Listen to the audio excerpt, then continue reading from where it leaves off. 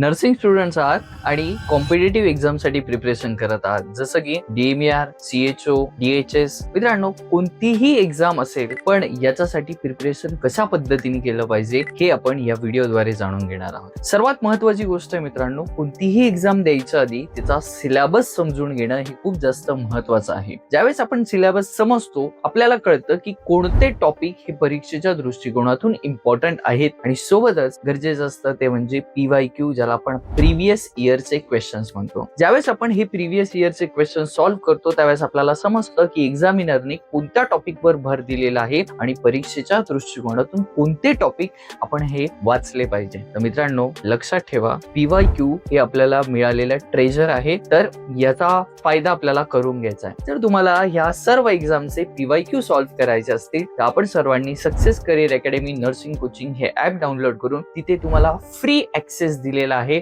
So preparation चालू ठेवा आणि सोबतच PYQ ची जास्तीत जास्त प्रॅक्टिस करा, म्हणजेच येणाऱ्या सर्व एक्झाम्स मध्ये आपल्याला खूप चांगला सक्सेस मिळेल.